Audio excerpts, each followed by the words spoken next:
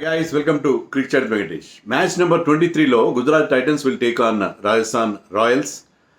Match వేదిక అహ్మదాబాద్లోని Motera stadium. రెండు టీమ్స్ కూడా మంచి మొమెంటం అందుకున్నాయి. ముఖ్యంగా Gujarat Titans the host team first match ఓడిపోయిన తర్వాత వరుసగా 3 మ్యాచ్లు గెలిచారు. సో మంచి విజయ పరంపరలో మంచి ఉత్సాహంగా మంచి ఊపు మీద ఉన్నారు వాళ్ళు. అండ్ పాయింట్స్ టేబుల్లో కూడా నెంబర్ 2 ప్లేస్లో ఉన్నారు వాళ్ళు. సో ఇక్కడ గెలిస్తే ఏంటంటే they will go to that top position. 8 పాయింట్స్తో వాళ్ళు టాప్ పొజిషన్కి వెళ్ళిపోతారు. Rajasthan Royals started off slowly. First 2 matches ఓడిపోయారు, తర్వాత 2 మ్యాచ్లు గెలిచారు. అది వాళ్ళకి చాలా కాన్ఫిడెన్స్ ఇస్తుంది. ముఖ్యంగా లాస్ట్ మ్యాచ్లో యశస్వి జైస్వాల్ ఫామ్లోకి రావడం వాళ్ళకి పెద్ద ప్లస్గా చెప్పాలి. అలాగే వాళ్ళ లీడర్ ఆఫ్ ది ప్యాక్ బౌలింగ్లో Jofra Archer he's been bowling tremendously well. So అది వాళ్ళకి చాలా కాన్ఫిడెన్స్ ఇచ్చే పరిస్థితి. సో ఈ రెండు టీమ్స్ మీరు హెడ్ టు హెడ్ రికార్డు చూస్తే అది పూర్తిగా జీటీ ఫేవర్లో ఉంది. 6 సార్లు తడబడితే 5 సార్లు గుజరాత్ టైటన్స్ గెలిచారు. ఒక్కసారి మాత్రమే లాస్ట్ ఇయర్ అని కూడా లాస్ట్ బిఫోర్ ఒకసారి రాజస్థాన్ రాయల్స్ వాళ్ళ మీద గెలిచారు. అండ్ ఫైనల్లో కూడా 2022 ఫైనల్లో కూడా గుజరాత్ టైటన్స్ ఈ రాజస్థాన్ రాయల్స్ని ఓడించి టైటిల్ గెలుచుకున్నారు. సో ఈ రెండు టీమ్స్లో డెఫినెట్గా అడ్వాంటేజ్ ఉంది. ఆ ఫైనల్ కూడా అక్కడే జరిగింది, అహ్మదాబాద్లో జరిగింది.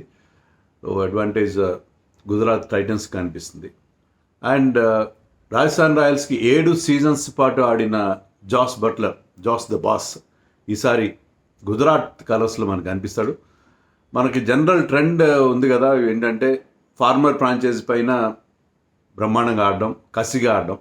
అది బట్లర్ని చూస్తాం. బట్లర్ని వదిలేసుకోవడం నిజంగా పెద్ద మిస్టేక్గా కనిపిస్తుంది. But Buttler has been doing extremely well. ఈ సీజన్లో చాలా మంచి ఫామ్లో ఉన్నాడు. లాస్ట్ మ్యాచ్లో డకౌట్ అంటున్నాడు, బట్ ఓవరాల్గా హెస్ డన్ వెల్. సో తన ఫార్మర్ ఫ్రాంచైజ్ మీద తనకు అలవాటు కాదు కానీ మొత్తం మీద అక్కడ అతని రికార్డు కూడా బాగుంది. అహ్మదాబాద్లో he's got a good record. So Buttler versus Rajasthan Royals, అది చాలా ఇంట్రెస్టింగ్ బ్యాటిల్గా మనం చెప్పుకోవాలి. పిచ్ ఎలా ఉంటుంది? ఫస్ట్ మ్యాచ్లో వాళ్ళు రెడ్ సాయిల్ పిచ్ ఇచ్చారు, దాంట్లో ఓడిపోయారు.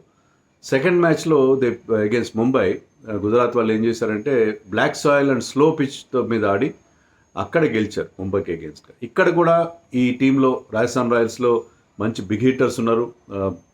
యశస్వి కానీ, సంజు శాంసన్ కానీ, నితీష్ రాణా, రియాన్ పరాగ్, ఇలాంటి వాళ్ళు ఉన్నారు. కాబట్టి ఐ థింక్ ఇక్కడ కూడా బ్లాక్ సాయిల్ పిచ్కే వెళ్తారు. అది వాళ్ళకి సక్సెస్ ఇచ్చింది కాబట్టి బ్లాక్ సాయిల్ పిచ్ ప్రిఫర్ చేస్తారని అనుకుంటున్నాం. మనం స్లోగా ఉండొచ్చు కానీ రన్స్ డెఫినెట్గా వస్తాయి. స్లోగా ఉన్నా సరే Ahmedabad has been good venue for scoring runs. మరి ఫస్ట్ మ్యాచ్ అంత కాకపోయినా సెకండ్ మ్యాచ్లో వచ్చినట్టుగా పెద్ద స్కోర్లో వచ్చే అవకాశం ఉంది. అండ్ టాస్ గెలిస్తే మరి ఎవరైనా సరే ఇప్పుడు కొంత ట్రెండ్ మారింది. But most of the captains will prefer to bowl first అని అనుకుంటున్నాను నేను. టీమ్స్లో ఏమైనా మార్పులు ఉంటాయా? గుజరాత్ టైటన్స్లో రబాడా అవైలబిలిటీ ఇంకా కూడా వాళ్ళకి పర్సనల్ రీజన్స్ వల్ల వెళ్ళాడు. మేబీ ఫ్యామిలీలో ఏదైనా ఎవరికైనా అనారోగ్యం కారణంగానే వెళ్ళాడు. అతను హోమ్కి వెళ్ళిపోయాడు సౌత్ ఆఫ్రికా. అతను రిటర్న్ అవుతున్నట్టుగా మనకి ఎలాంటి ఇండికేషన్ లేదు. సో వాళ్ళు సేమ్ టీంతో వెళ్తారు. మరి ఇషాంత్ శర్మని కంటిన్యూ చేస్తారు. Ishant Sharma went for runs last మ్యాచ్లో, కానీ అతనికి ఉన్న ఎక్స్పీరియన్స్ బిలీవ్ చేస్తారు ఆశీష్ నెహ్రా కానీ, కెప్టెన్ శుభ్మన్ గిల్ కానీ. సో ఇషాంత్ శర్మ కంటిన్యూ కావచ్చు. In fact they are playing with just 3 foreign players.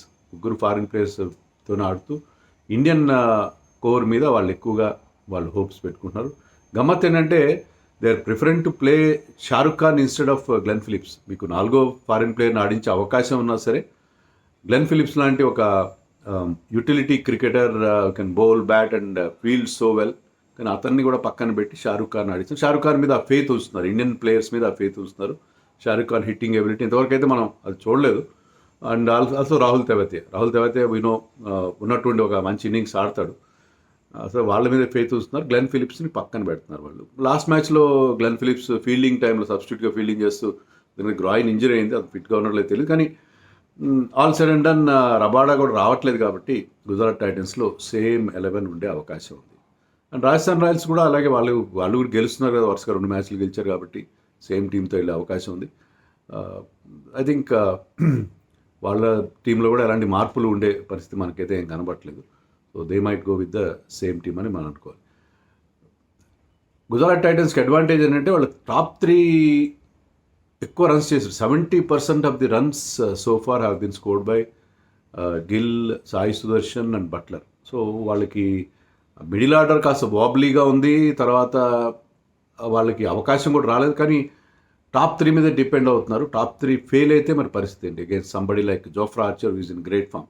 అదొక్కటే వాళ్ళకున్న worry top 3. But Jos Buttler and Jofra Archer they know each other very well. ఇద్దరు ఇంగ్లీష్ ప్లేయర్సే కాబట్టి జోఫ్రా ఆర్చర్ ట్రిక్స్ ఏంటో జాస్ బట్లర్ తెలుసు. But ఓవరాల్గా వాళ్ళ టాప్ 3 మీద ఇప్పుడు. బట్ లాస్ట్ మ్యాచ్లో వాళ్ళకి కలిసి వచ్చింది ఏంటంటే వాషింగ్టన్ సుందర్ ఫస్ట్ టైం తీసుకొస్తే ఈ played blinder of an innings. 49 runs చేశాడు కానీ చాలా అద్భుతమైన ఇన్నింగ్స్ అది మ్యాచ్ని మలుపు ఒక టఫ్ సిచ్యుయేషన్ 16 for 2 నుంచి ఎస్ఆర్హెచ్ అతను మలుపు తిప్పాడు. And he played some breathtaking shots. Washington Sundar batting ఎబిలిటీని మొత్తం మీద ఆశీష్ నెహ్రా బయటికి తెచ్చాడమని అనిపిస్తుంది. అండ్ షర్ఫైన్ రూదర్ఫోర్డ్ కూడా ఒక అద్భుతమైన ఒక బ్రీజీ ఇన్నింగ్స్ ఆడాడు. సో వాళ్ళకి కొంచెం ఆ మిడిల్ ఆర్డర్లో ఉన్న లోటు కొంతవరకు తీరిందేమో అని అనిపిస్తుంది. బట్ స్టిల్ బౌలింగ్ విషయానికి వస్తే they still have problem with Rashid Khan ఈ సీజన్లో తీసిన వికెట్లు తక్కువ, ఇచ్చిన రన్స్ చాలా ఎక్కువ. చాలా ఎక్స్పెన్సివ్గా ప్రూవ్ అవుతున్నాడు రషీద్ ఖాన్. లాస్ట్ సీజన్ కూడా అతను అంత ఎఫెక్టివ్గా వెళ్ళిపో. Rashid Khan maybe on the decline. మరి అతన్ని అందరూ పసిగట్టేశారా, they are sorted him out ఏంటో అర్థం కావట్లేదు. రషీద్ ఖాన్ గతంలో ఉన్నంత ఎఫెక్టివ్గా అనిపించట్లేదు. Is going for runs. So people might be playing him as a medium pacer mostly. So Rashid Khan ఎక్కువగా బాల్ కూడా టర్న్ చేయడు, అతను ఎక్కువగా టర్న్ చేయడు. సో రషీద్ ఖాన్ ఫెయిల్యూర్ని సాయి కిషోర్ కవర్ చేస్తున్నారు. లాస్ట్ 2 సీజన్స్గా అతనికి ఎక్కువ అవకాశం ఇవ్వలేదు, చాలా మ్యాచ్లో కూర్చోబెట్టారు. కానీ ఈ సీజన్లో కంటిన్యూస్గా ఛాన్సెస్ వస్తున్నాయి. And is bowling brilliantly. Sai Kishore ప్రతి మ్యాచ్లో కూడా అతని దగ్గర ఏంటంటే ఆ వేరియేషన్స్ ఉన్నాయి. ఆ టాల్ బౌలర్ హైట్ యూజ్ చేసుకుంటాడు, ఆ రిలీజ్ పాయింట్ చాలా హైగా ఉంది. సో దాంట్లో ఏంటంటే అతను ఆ clever variation of change of pace చాలా క్లెవర్గా మారుస్తాడు అతను. So is a very very good bowler వాళ్ళకి. And Siraj is doing extremely well for them. Siraj ఈ సీజన్లో ఆల్రెడీ పవర్ ప్లేలో 6 వికెట్లు పడగొట్టాడు. లాస్ట్ సీజన్ మొత్తం కలిపి 5 వికెట్లు పవర్ ప్లేలో తీస్తే ఈ సీజన్లో Siraj is doing extremely well. Last 2 మ్యాచెస్లో man of the match award తీసుకున్నాడు అతను. అండ్ పవర్ ప్లేలో మరి ఓపెనర్లకు ఒక నైట్ మేర్గా మాడాడు Siraj. And he's bowling fast.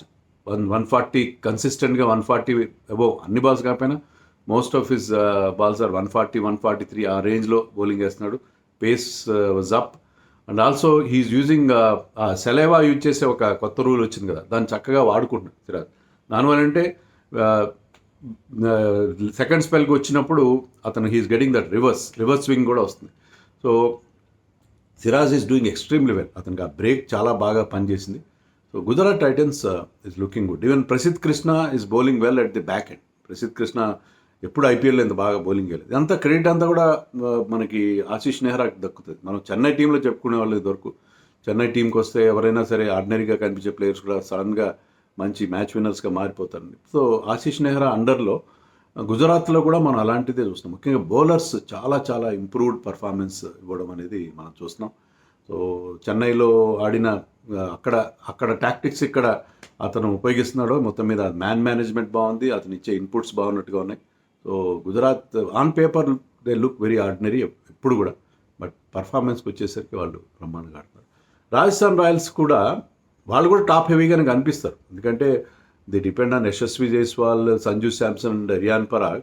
But Nitish Rana చెన్నైకి అగేన్స్ట్గా ఆడిన మ్యాచ్లో అతను ఆడిన ఇన్నింగ్స్తో వాళ్ళకి ఆ కాన్ఫిడెన్స్ వస్తుంది. Even Hetmyer and Dhruv Jurel also batting well. So బ్యాటింగ్లో వాళ్ళకి ఏం ప్రాబ్లమ్స్ లేవు. బౌలింగ్లో కూడా జోఫ్రా గురించి మనం ఆల్రెడీ చెప్పుకున్నాం. ఈజ్ ఇన్ గ్రేట్ రిథమ్, మంచి పేస్, 150 టచ్ అవుతున్నాడు. And he's getting that movement also. And అతనికి ఒక సర్ప్రైజ్ బౌన్సర్ ఉంది, వెరీ వెరీ డేంజరస్ బౌన్సర్ ఉంది. So Jofra is a big threat for openers. Plus వాళ్ళిద్దరు Sri Lankan spinner Hasaranga and Theekshana are also doing well. So వాళ్ళ team Sandeep Sharma of course is there. Sandeep Sharma ఇప్పుడు కూడా very very impressive with his clever variation of face.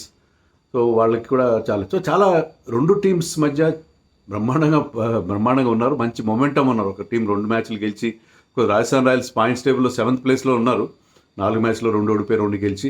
But they are looking good first 2 matches తర్వాత వాళ్ళు pickup అయ్యారు. వాళ్ళకున్న limited రిసోర్సెస్‌లో బాగానే ఆడుతున్నారు. హసరంగాని ముందు పంపడం అలాంటి టాక్టిక్స్ అని వదిలేసి వాళ్ళు now they have settled down. ఇప్పుడు ఏంటంటే ఈ మెగా యాక్షన్ తర్వాత మీరు రైట్ కాంబినేషన్ అరైవ్ అవ్వడం అనేది చాలా ఇంపార్టెంట్. ఈ 2 టీమ్స్ కూడా రైట్ కాంబినేషన్ని మొత్తం మీద వాళ్ళు వచ్చినట్టుగా ఉంది. ఒక కన్క్లూషన్కి వచ్చినట్టుగా మనకు అనిపిస్తుంది. కాబట్టి they are doing well. So match చాలా ఇంట్రెస్టింగ్ ఉంటుంది. ఎవరు గెలుస్తారో చెప్పడం చాలా కష్టం. అయితే ఏంటంటే గుజరాత్లో అహ్మదాబాద్ స్టేడియంలో గిల్కున్న అద్భుతమైన రికార్డు అది కొంచెం వాళ్ళకి లాస్ట్ మ్యాచ్ కూడా 50 చేసాడు, మంచి ఫామ్లోకి వచ్చాడు. అది వాళ్ళకి అడ్వాంటేజ్ ఇస్తుందేమో అనిపిస్తుంది. So slight edge 51 edge for Gujarat and 49 for Rajasthan. It could be anybody's game. మనం నిన్న మొన్న 2 మంచి pulsating and very very thrilling encounters చూసాం. ఇది కూడా అలాగే ఉండే అవకాశం కనిపిస్తుంది.